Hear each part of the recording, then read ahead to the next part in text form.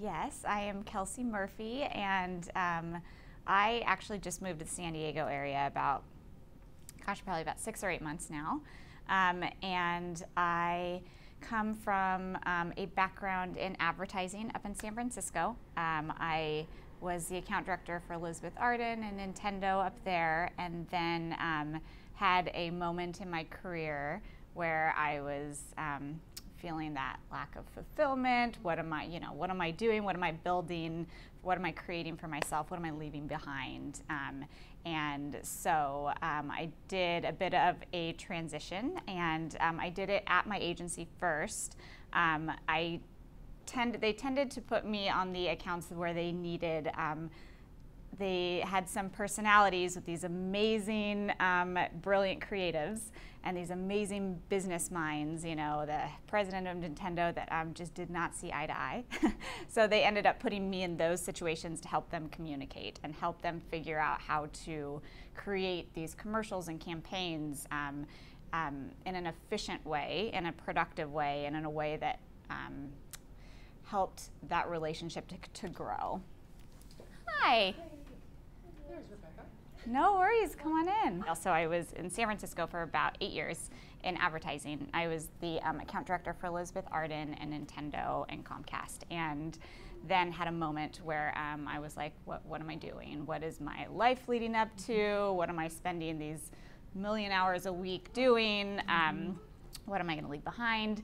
So I spent a lot of time at the agency helping people to kind of communicate, helping to mediate a bit, and help people work on some skills such as kind of management and empowerment, and really clarify what their direction was. And I feel like it's something really special when you can help someone in, you know, an advertising world or something where you're not sure how fulfilling it is and how service or people oriented is, to be able to find kind of your core values there, line them up, and find your niche in that place. And then all of a sudden the opportunities start opening up, and it leads you to, I think, where you're really supposed to be. But I was doing a bit of that, and I started coaching a lot of the women in the agency, and they were going through a lot of things such as, you know, I'm about to have kids, what does that mean for my career? Or I'm going on maternity leave, or I'm, you know, trying to figure out what my next steps are. I have no work-life balance. So I started coaching a lot of them to the point where I was almost doing that more than my job. And so then I ended up going out to London and getting a bunch of training done, and then I opened up my own practice to do that with women in all sorts of small businesses and kind of the corporate world. So that's what I do. And I just moved to San Diego about 6 months ago. We were traveling. Yeah, it's amazing. And the summers here are so much less foggy than San Francisco. But it's such a different world. You know, we were traveling, and we were in London for 6 months, and we were in Australia, and all traveling for the last year to come, you know, and then San Francisco before that, to come to Carlsbad, which is where we're living now. So it's been quite an adventure of watching, you know, my husband and I, like, our businesses evolve, and to see what we're doing. So that's kind of my story, and hearing so many of your stories is amazing, and it goes perfectly in line with the idea of personal branding, because I think that's going to be so important for all of us and what we're doing and what we're creating, as I'm sure you guys probably already know. And I usually start off this by saying, I offered up 2 topics: personal branding and how to sleep your way to the top. And everyone chooses how to sleep your way to the top. They're curious. They want to know. Tell me, what is that? I mean, I just want to know. And then I tell them, well, it includes 8 hours of sleep and nutrition and stress release. And then all of a sudden that becomes less exciting. So we always end up in personal branding anyways. So I am just curious from you guys, does anyone feel like they have a personal brand? Yes. Okay, so I've had this, given this talk quite a few times now, and it's interesting. Most people don't raise their hands when I say this. This idea of personal branding, I feel like we've made it really big, and it's kind of reserved for the big celebrities and for the brilliant business minds, right? So Oprah's and the Steve Jobs. by making it so big, we kind of have devalued the simple everydayness of it. So that's what I would like to do today, is kind of bring it back down to earth, because it is so important. And basically what it is how we're living out our daily lives and what the perception is that people see of that, right? It's every single interaction with people, how impactful that is and how memorable it is. So I always say personal branding is simply who you are and what's important to you. It's really about your values. And so as we talk about, you know, we can have conversations all day long about social media, Instagram, you know, what you're putting out there, what you're wearing, what your tagline is, what your business card looks like. But the reality is we could have those conversations very quickly, and we could write a list of how to do that. And quite frankly, you could probably find it online.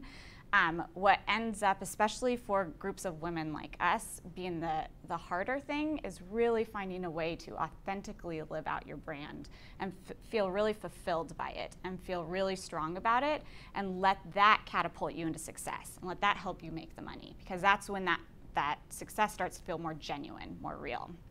So I looked all over for a definition for personal branding that would really relate to what we're talking to, and of course I don't love the word personal branding, so couldn't find anything I liked. But Elvis Presley has this one quote, and he says, values are like fingerprints. Nobody's are the same, but you leave them all over everything you do. And I really think that's what personal branding is. You're leaving that all over the world with every interaction you have with people. So I'm going to take you guys through 3 things that I feel like are the pillars of a strong personal brand. And I would love to have this conversation and kind of put these things out here, and then really hear from you guys as to what you guys think a personal brand is, and what's helped you, or if there's any conversation we want to have about that.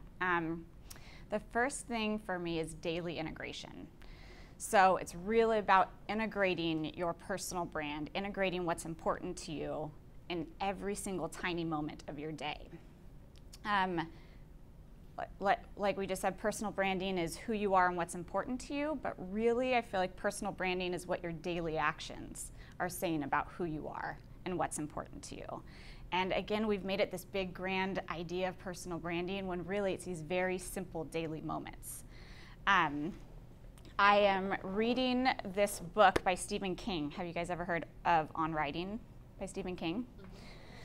So it's a fantastic book. I've been asked to start to contribute to some of these online publications and blog, and I am not a good writer. So of course I've been recommended many books. This is one of them, and I'm reading it, and I'm in love with it. It's great. And you know, Stephen King is very well known for Carrie and The Shining and The Green Mile, and he sold like 350 million copies of his books. He's won Lifetime Achievement Awards. But besides this like suspense and horror realm that he plays in, he writes this beautiful book about writing style called On Writing. So I highly recommend it. But he has this opinion of plots. So when he sits down to write his book, he doesn't start with a plot. He actually says he discusses plots, and for 2 reasons. One, because he feels like life is largely plotless, and 2, because he feels like plots are the exact opposite of spontaneous moments of creation. And I love that so much, because I feel like that's what life is, right? Life is, it's these spontaneous small moments of creation that build to the story of your life. And right now we spend so much time, especially it's very hot right now, to find your purpose, right? Find your passion, find that thing. And people are stressing out because they're like, I don't know what my thing is. If I knew, I would have been doing it 10 years ago. And I don't think we should be putting that much pressure on ourselves, because it is these tiny moments that add up to our thing, these tiny moments that add up to this big story of our life. I was telling you guys I was advertising director for Elizabeth Arden, and I was flying all over the world, had this very fancy pants job. My parents were so proud, had lots to talk about at cocktail parties. It was like, yes, you've made it. And I had this hole in my heart, right? You know, I felt that lack of passion. You know, I wasn't giving it my all anymore. I was feeling my energy just being sucked from me, and I had to take a step back and really figure out what's the deal here, because I really like my job. I'm doing really exciting things. You know, what what's holding me back? And what I realized is I hadn't really thought about what my brand was, right? What's my core values? What makes me tick? And how am I integrating that into my life in these moments every single day? And I went through a lot of exploration, and I figured out one of my big things is emotional connection. It's very important to me to be establishing some type of emotional connection. So I tried to integrate this into my meetings, right, with like the president of Nintendo, and I'm trying to have emotional connection, and it was like a miserable fail. I was had to-do lists, and we were writing numbers, and there was all these problems, and everything was going wrong. And so I had to take another step back and figure out, what do I need to integrate into my life? And I realized I needed to integrate some more mindfulness and some intention, and really learn how to be present in the moment and let that chatter kind of drown out. So that was what I needed to integrate into my daily life in order to start creating this idea of emotional connection. And so I have since then found this little strategy to integrate it into my life, and I thought I would share it because it's kind of funny. Do you guys know Melissa Daimler? She is the head of organizational effectiveness and learning at Twitter. She's a fantastic woman. You can look her up. She speaks at a ton of events, and she spoke at this event called Wisdom 2.0. And she talks about her practice of mindfulness in this crazy, ever-evolving technology world. She does her practice in the bathroom. And she brings this up on stage, and it gets a little awkward because no one wants to hear about her practice in the bathroom. But it's so brilliant because she's found this moment where she has a couple times a day, and she goes in the bathroom and she washes her hands, and then when she's drying her hands, that's her moment. She dries her hands, and she uses that moment to take a deep breath, to go a little bit deeper, to reset and ask herself, am I being mindful? Am I being intentional in everything that I'm doing? And so then she gets to walk out and go to her meeting and really be there and reminding herself, this is what I want in my life. Am I integrating it into these very simple daily moments? So I didn't have a bathroom strategy back in advertising, but I have since then practiced that one as well. And there's so many different cool strategies to start to incorporate this daily. I just think it's really important. I would say that the only other thing about incorporating things into your daily moments is to not underestimate the impact that you have on people in these tiny, small moments. I think that sometimes we don't give ourselves credit for how much we really do impact people with simple things that we say. And I talk about this a lot in my speech, but I got this kind of like a slap in the face to myself a couple weeks ago. I was sitting down having a glass of wine with a friend. She's actually a neighbor I met about 6 months ago. And she was telling me how she's sitting out with their girlfriends. They're thinking about their 10-year plans, right? What is what I'm doing today in my career telling me about my 10-year plan? And she said, and I am on the 10-year plan to be fat. And I was like, I'm sorry, you're going to have to explain that, because she's beautiful, successful, and incredibly brilliant engineer.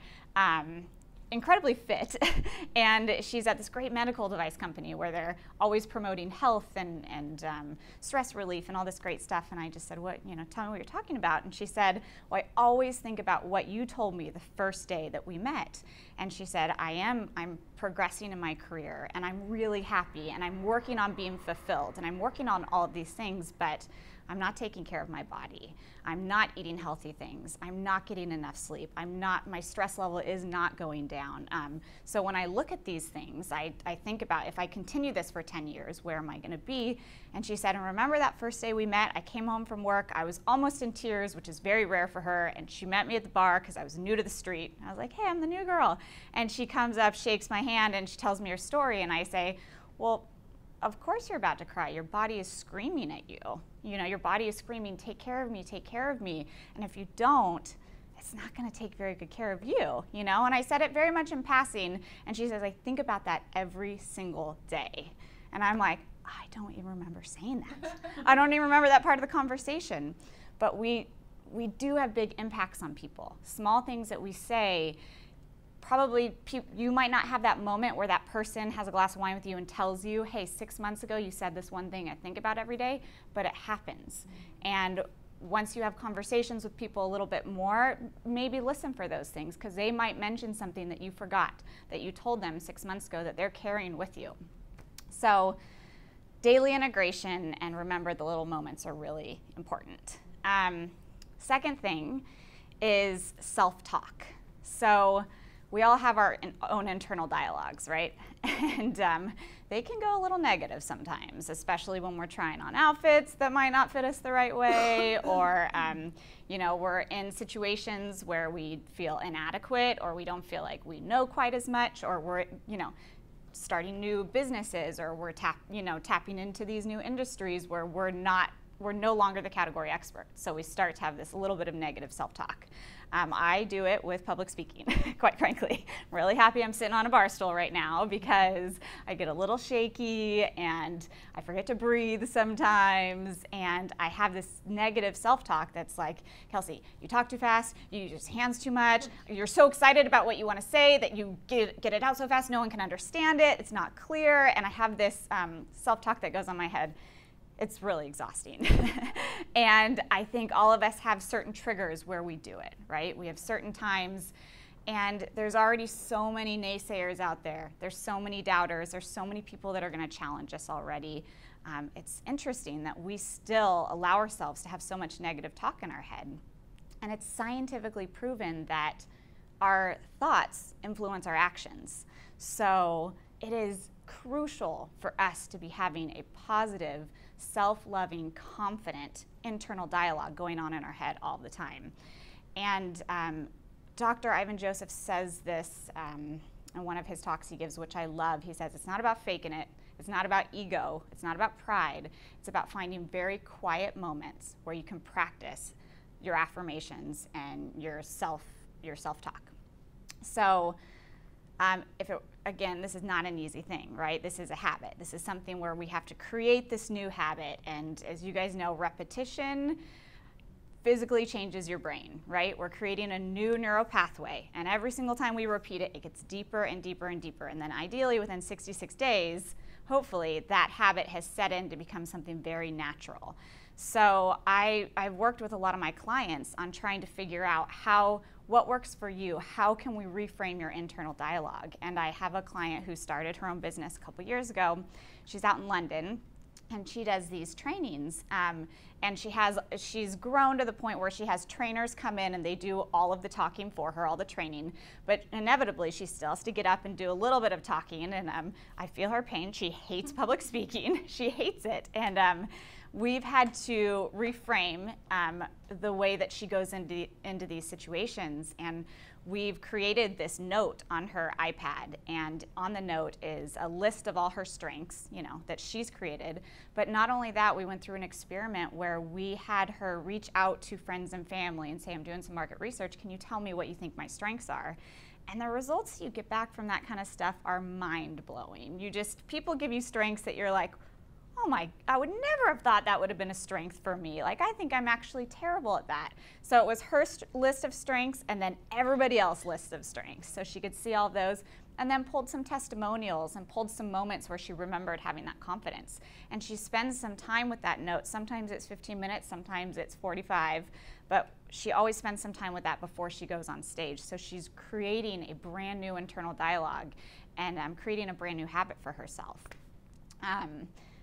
Do you guys know who Laird Hamilton is? So yeah, most Southern California, I feel like some people don't, I didn't know who he was for a while, and he's a surfer here and very famous in Southern California, and he has this great line where he says, make sure that your own worst enemy is not in between your own two ears. So he was big on self-talk as well, and the only thing that tops that, the only quote that tops that for me is Muhammad Ali's, where he says, I am the greatest, and I said that even before I was the greatest. So it's just, you know, a reminder. It's so important. It will influence our actions. Science is telling us all the time, so it's worth it to create a brand new habit and be aware of what your internal dialogue is today, so tomorrow you can start to reframe that. Third and last thing is authenticity. So this is so important for people with their personal brands. And I feel like personal brands gets a bad rap because a lot of times they're not authentic, right? A lot of times you should do this because you're in this industry. You should do this because you're at this level. But what feels really right and what is memorable and what people want to see is an authentic brand that is full of who you are and it's full of your core values. And the trick to that really is being really clear about what your core values are, right? Clarity is a big trick there, because that's really hard for us to sit down, take the time, and clarify that. And I'll say clarity never comes through thought. It never comes through overanalyzing things. Clarity only comes through engagement, right? Clarity only comes from action, from actually putting that into your life and living it out, and seeing how it works and being willing to evolve with it. I usually talk to people about how companies want this. Companies want a authentic, unique brand so bad. They're craving it right now. I feel like it's a no-brainer that clients want that, right? Clients and people want products that are incredibly unique, that stand for something. Everybody loves the method products. People, Dove's sales skyrocketed as soon as they started talking about women's body image. People want a voice. They want something unique and different. Companies want this too for all their employees, and it's so interesting now to see that start to evolve. I just read this article about, it was titled "Don't F Up the Culture," and it's by the CEO of Airbnb, Brian Chesky. And he's writing this email out to his internal team saying the next big meeting that we're going to have as a team is going to be all about core values, because that's really all our culture is. It's living out our core values. And he says in there, and he believes very strongly, like, we are going to have to-do lists that just grow and grow and grow. We're going to have to ship product. We're going to have to recode things. We're going to have to do finances. We're going to have to go out and get new funding. Those are all short-term. Those are all short-lived. What's forever, what's long-term are our core values, and we need to be constantly re-looking at those and living those out. So I love that companies are thinking about it right now. I think it's so important for us to be thinking about it. The goal is to live authentically, right? Live authentically every single day, especially in the workplace. And what you get from that is a feeling of fulfillment.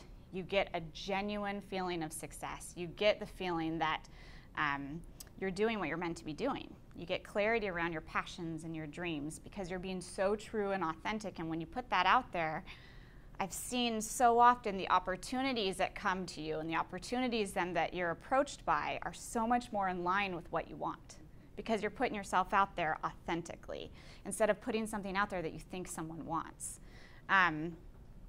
I work with my clients on this all the time, and I was thinking about how I could make this very special for femfessionals. And I usually work with my clients in these big 3-month contracts, right? We start at 3 months, and then usually we work together for a long time.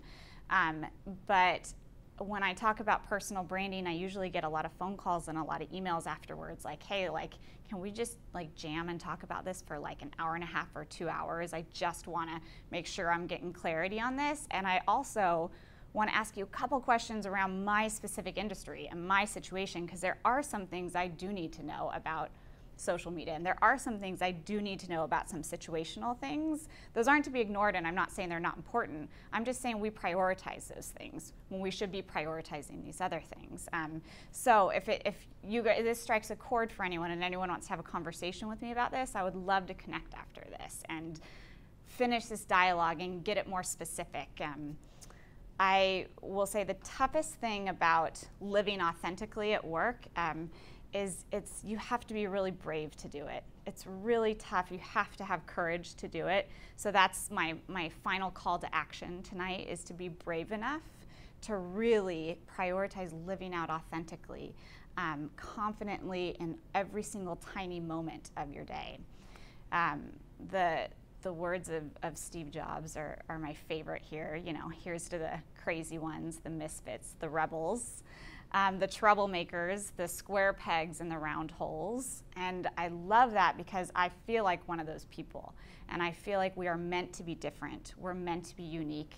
And our job is to embrace that and to be brave enough to embrace that. So as we walk out tonight, just remember, whatever we do, whoever we're passing by, we are creating our personal brand. So it's the time for us to kind of make a choice of what we want that to be. And that's all I got.